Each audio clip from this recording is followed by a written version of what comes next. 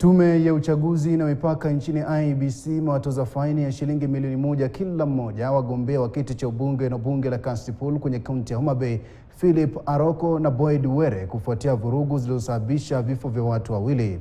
Tume hii imewapata pia wawili hao na kosa la kuhusika kwenye vurugu hizo. Tume imesema kwamba faini hizo zinazopaswa kulipwa ndani ya saa 48 kama hatua ya kujibu machafuko yaliyovuruga amani katika eneo bunge hilo.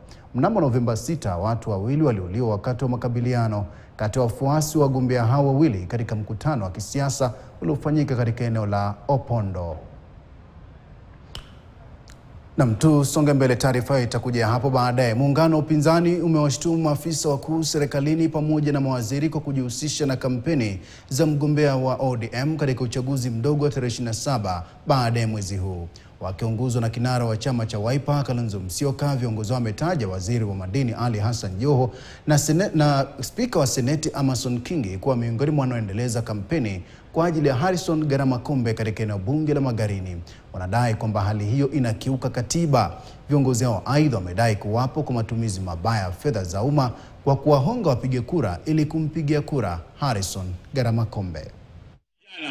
Sasa nataka kupatia mheshimiwa basi sababu ukifika Supreme Court hakuna court nyingine in the Republic of Kenya juu ya hiyo.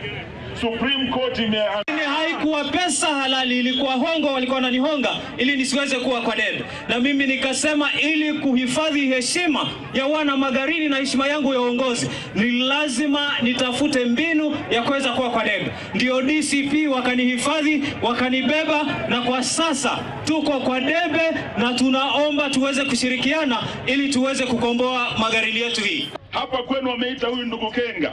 Kwanza wakamwambia chukua 50 million. Wakaongeza wakasema Wabanisa DCP 100 million amekubali. Ndugu Kenga chukua 100 million, wachana na haya mambo. Amekataa hongo kijana wenu, amesema anataka haki. Mumesahau kwamba huyu jamaa alikuwa anapiga watu marisasi, alikuwa ananyonga majenzi, ameharibu uchumi wetu. Sasa mjue kura ambayo inakuja tarehe 27 ni kura ambayo inafaa tuonyeshe William Ruto kwamba masiku zake za kwenda nyumbani imefika. Sasa hivi hata kuna mawaziri wamelala hapa. Si mnawajua wengine? Walikuwa usiku msema msiende kwa mkutano. Kina Joho, kina Wandai, kina Rukwa mawaziri, we want to call them out in the morning. Wanafanya kinyume ya katiba. Ukiwa public officer upasi kwenda kuonga wananchi usiku kama Joho anavyofanya. Huku hayo ya